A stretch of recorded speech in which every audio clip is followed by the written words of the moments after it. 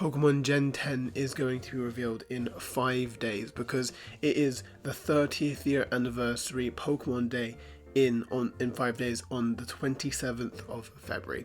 And I couldn't be more excited. So today I wanted to make a video just going over the last hopes, the last things that I want to see in Generation 10 before it's an official thing, that it's a known quantity that we have officially revealed.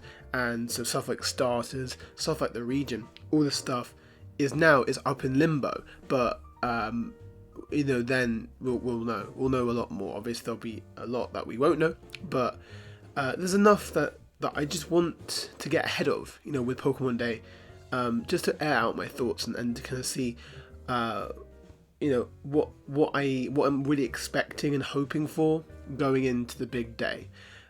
So just before I do get into that though, this is my first video in a couple months.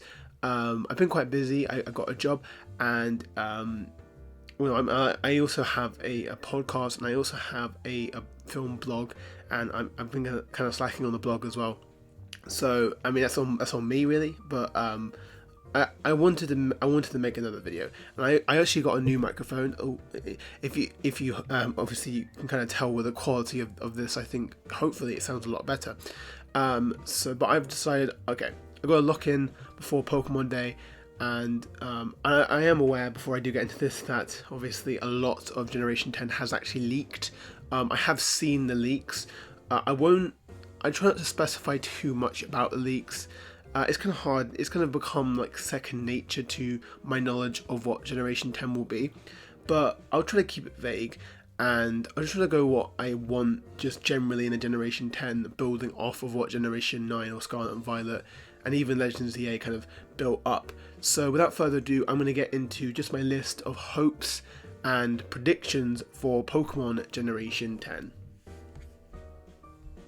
The first really important thing for me, and it would seem kind of minor in the grand scale of things, but I think level scaling is a really important aspect that wasn't in Scarlet and Violet.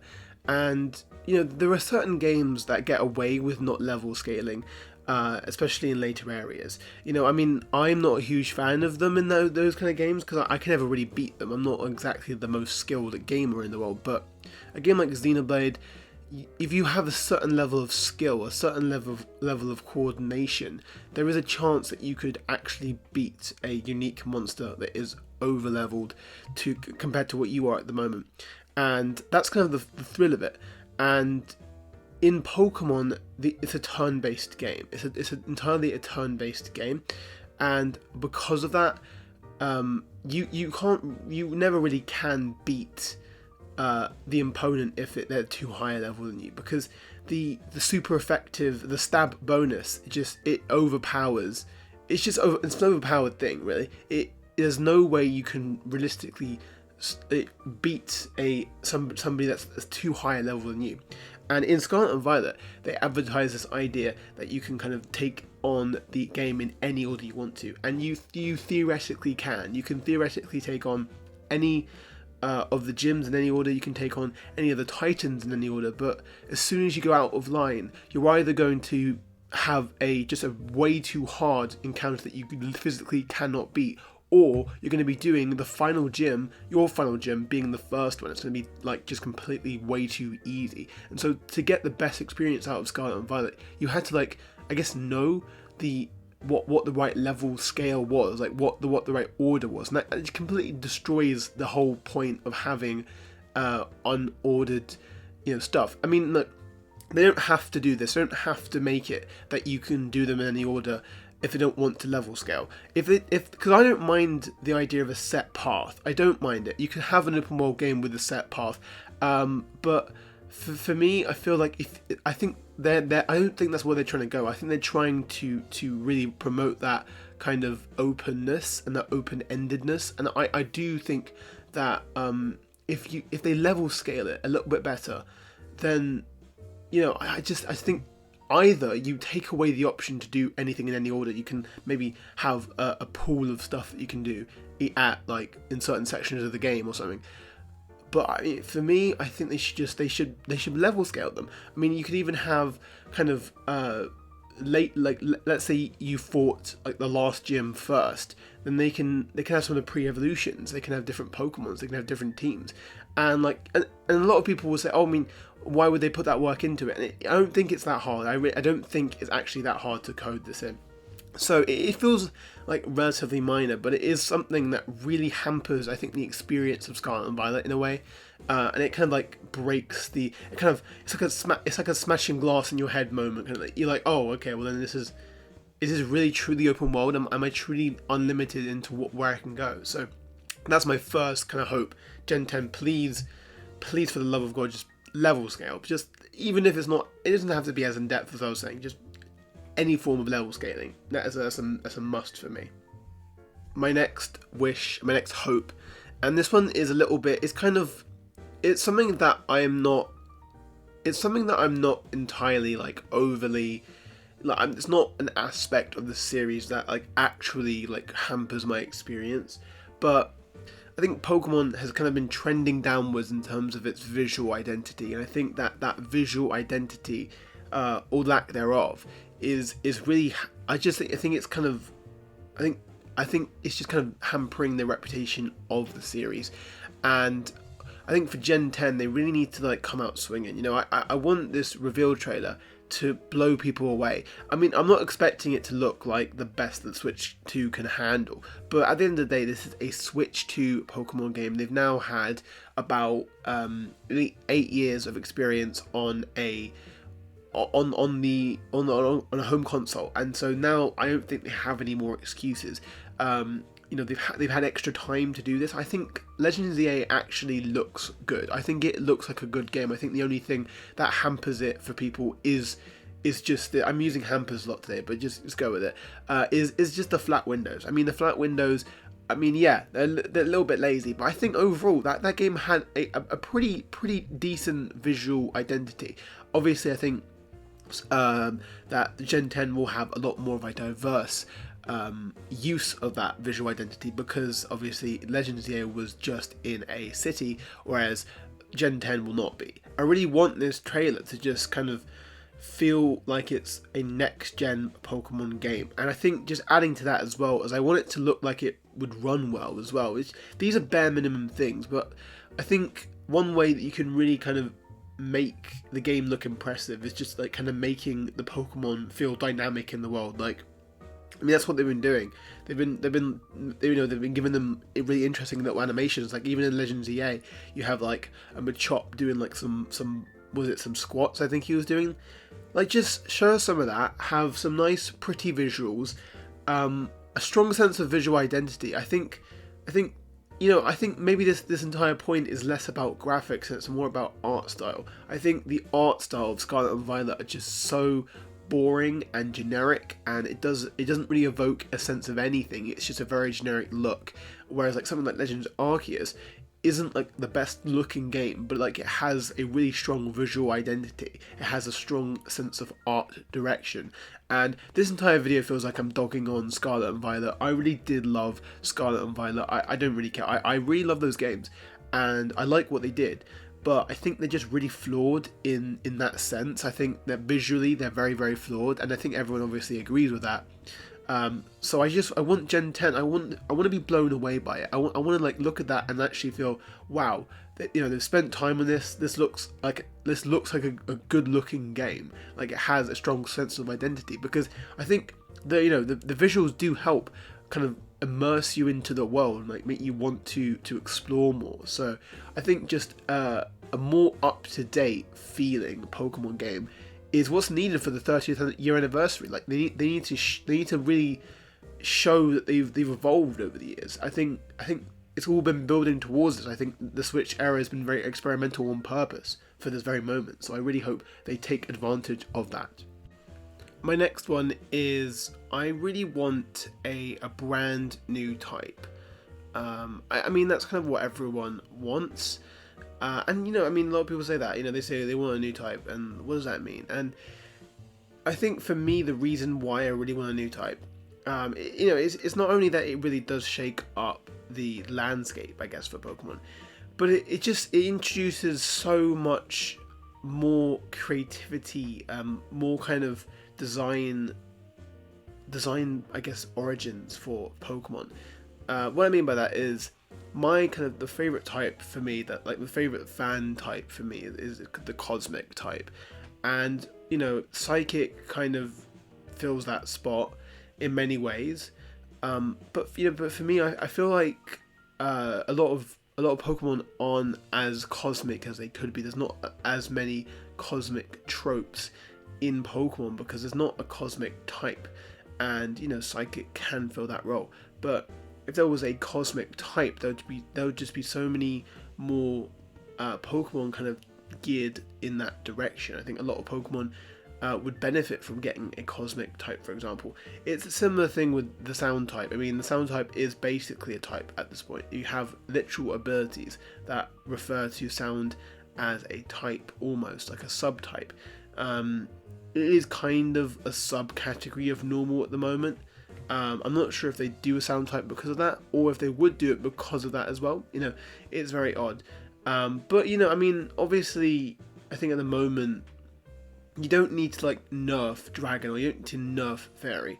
But I think a new type has a place in Gen 10 because I think there are certain types that still have yet to receive a kind of a boost, like a true buff. I mean, there are certain types that are just actively bad, and they I think they would benefit from having a type that is weak to them.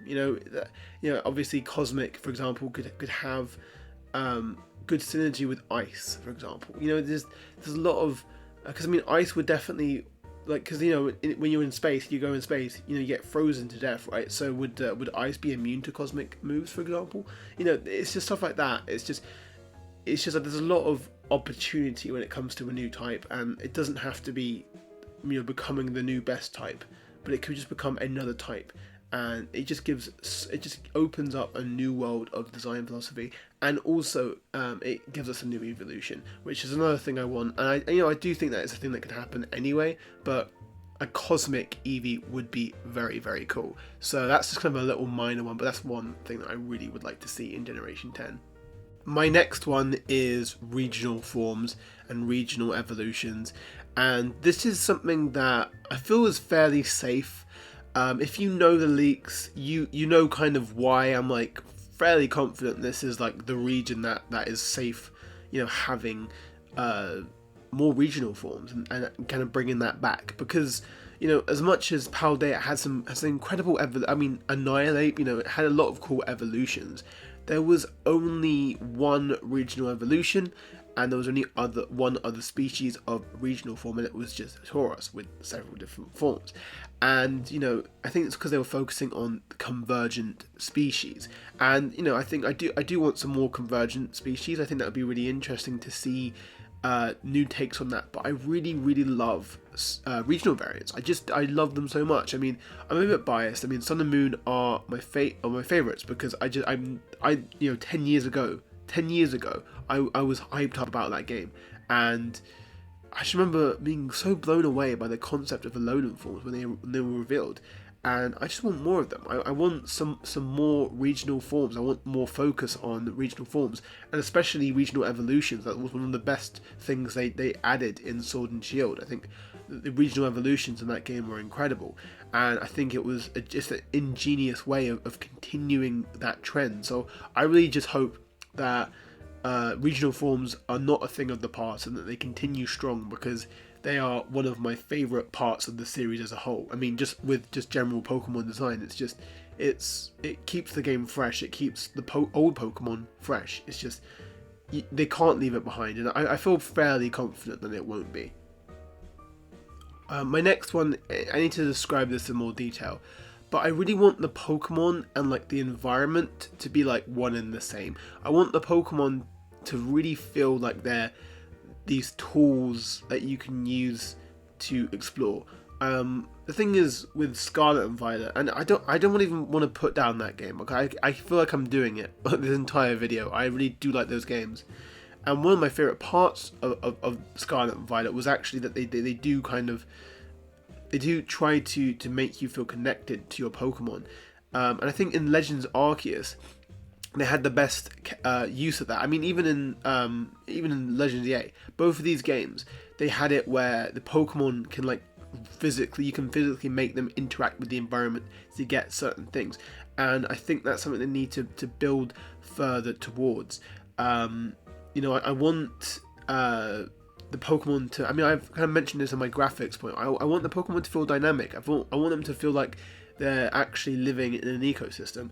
And I think if you have like a certain Pokemon that has just an inherent ability by just how they're designed to be able to traverse certain situations, it's just a perfect way of giving your Pokemon team a purpose, not just for battle but also for exploration.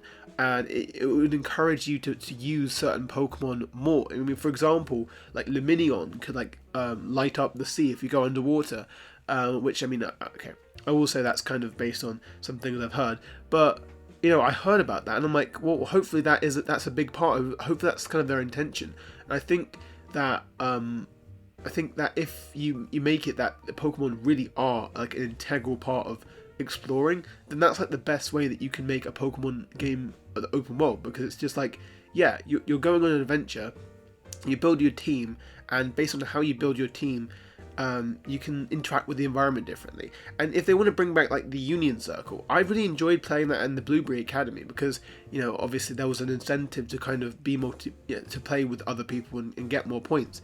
But could you imagine it? You're kind of playing the campaign together, and your friend has a certain Pokemon that is able to destroy a certain thing that you can't.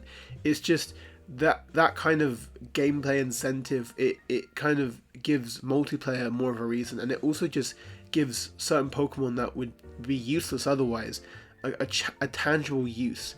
And I believe that this game will kind of lead into that. I think the sense of environment, the sense of adventure, is going to be a really, really big part of this game. I just know that it will, and so I'm hoping that extends to dynamic usage of Pokemon themselves, because I think that's the best part of the series as a whole, is the Pokemon themselves. I think they know that. My next one is that I really want the new region to feel like a full-on region. That sounds really weird, but for me, I feel like Scarlet. I keep on saying that. Scarlet. I'm trying not to, but it was Scarlet and Violet. I think the issue with the region was that it just wasn't very memorable, and all the towns were really badly incorporated. So I guess my hope is that they incorporate towns better to make it feel tangible. I think because there's no routes, it's just the open world. They're just kind of plonked in the middle, and they're all rendered at the same time, so it glitches out really badly, and they just look ugly. They look ugly because they're using up resources while they're trying to load everything else in.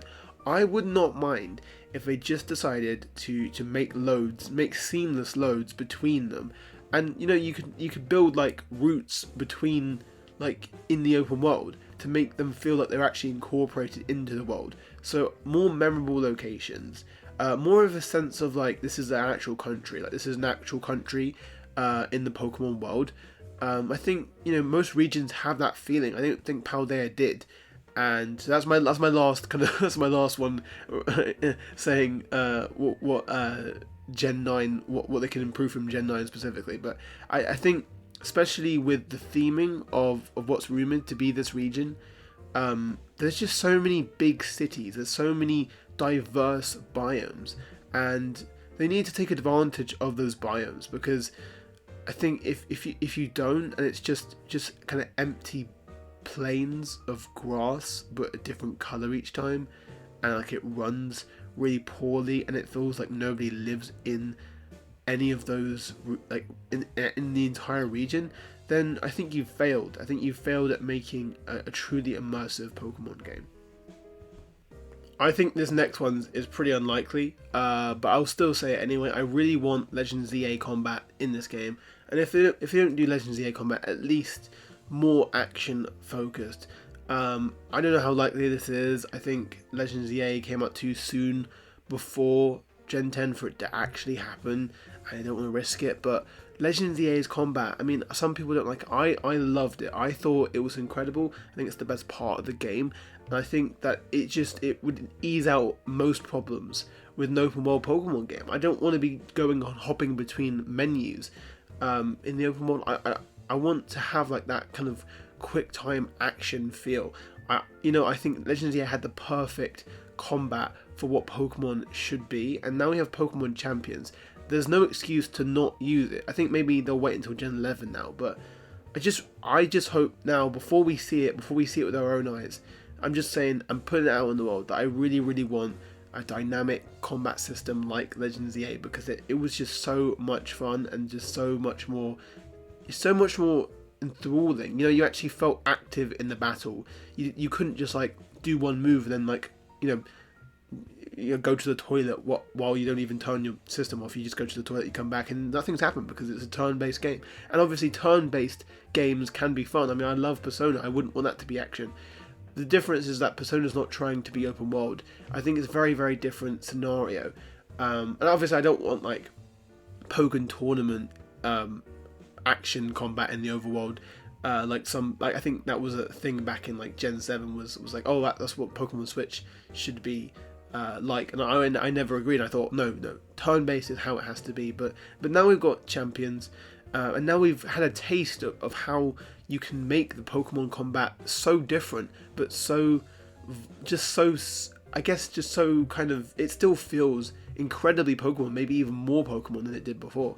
So I just really want that to be something that they consider continuing and building on, because there's stuff you could improve on from Legends EA's combat, but I think as a base, it is, I think, the step forward for the series that it needs. My last hope I'm going to go over is I want the story to feel, I want like a more active story.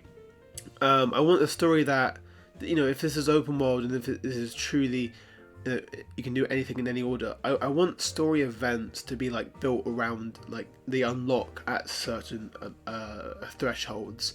Let's say you do 3 gyms, 3 titans, 3 evil team bases, if that's how they're going to continue doing it. I want you to unlock just a general story event that you have to do, or I guess you don't. I mean, yeah, you'd have to do that story event, and I think that Pokemon's never really been about having a really active story. You kind of go on, you start the game, you have you meet your starter, and then you go off and then you do your gyms, and then sometimes you'll fight the evil team and sometimes you'll fight a boss, and that's kind of what the open world has kind of done. It's kind of segmented them and given them their own little subplots, but the downside is that they all feel like side plots. They all feel like side plots until the very, very end, where there's this big, awesome climax that is incredible. But I think actually the Scarlet and Violet DLCs actually did it better, I thought, in terms of having an active story. I thought those games had the DLCs had like really interesting, like very dynamic stories. So obviously a story isn't the main important thing for a Pokemon game for me, but I think that I think that like, for example, the evil team, I don't want the evil team to just be like another group of like kind of disgruntled people that end up being like, they're not that bad, and they're not really actually the villains. It's like I don't need them to be like thugs that want to take over the world all the time, but you want them to be more interesting. You're taking on their bases for half of the game, so I do want kind of maybe a more interesting story overall. Maybe more of a focus on like the gods, more focus on these kind of mythical creatures. I think that have a more lore-driven story. I think that's kind of, but not in Sword and Shield way. I mean, Sword and Shield lore story was literally just kind of telling you history and then kind of continuing with the gym challenges. Like, oh, okay, what's the point of all this lore? It's just to force feed it to you to get a cool finale. So you need to strike a middle ground between the two, I think, personally. And then I said that was the last one, but I want to sneak in that I really, really want a Platypus starter. I've always dreamed about a Platypus starter. Maybe it's because I grew up with Phineas and Ferb, but you know, I made one for my fan made Italian region. Both times I had an initial version of it, and then I made a new version of it, and I kept the platypus. And Temtem had that platypus that was added that was based on that one leak.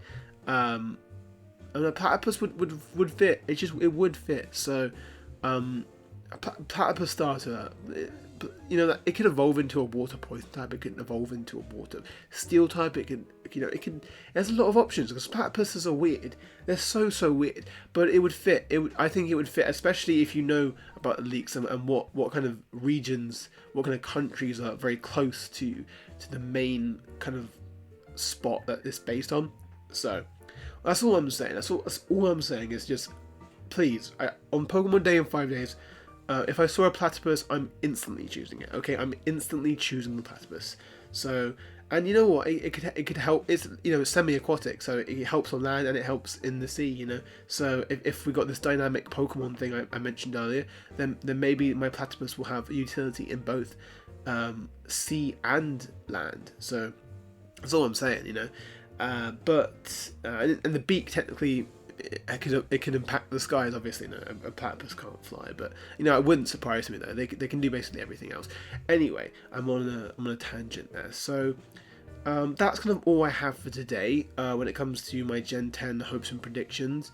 I could speak a lot more on a lot of other stuff I want to see in this game. I feel like this kind of came off as negative on Gen 9, but I think what the takeaway here is that I think Gen 9 really good Pokemon games, but they feel like games that, you know, if Game Freak sat down and like took that formula and like really refined it and like, you know, listened to what the fans were saying about that game, like actually listening to what the actual issues were, if they fixed those, then that formula could be really good. Like it could really kind of make the best game in the series. You know, I think with some refining and with some additions to how that formula worked, like I've said here, you know, with all the things I said before, it could make a really incredible game that I think more people would like. And I think maybe the visuals and the glitches of Scarlet and Violet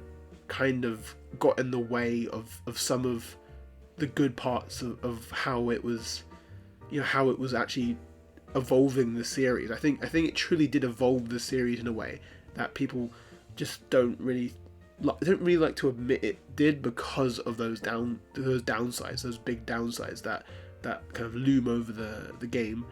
But you know, so I mean, just let me know what you think down below. Is there anything that I didn't mention that you want to see in Gen 10? What would you like it to be called? I mean, the rumor right now is that it's going to be Winds and Waves, or Wind and Wave. I hope it's Winds and Waves, or Wind and Waves, because Wind and Wave just feels a little bit awkward to me, but maybe it's because I'm used to the idea of Winds and Waves. I've mentioned that word now about 5 times in this video, just at the end here, but I think that's the perfect name. I can't think of anything else more fitting for that. Anyway, so I hope you enjoyed this video, and I will see you in the next one, whenever that is, to be honest. Anyway, yeah. Okay, see you later. Bye.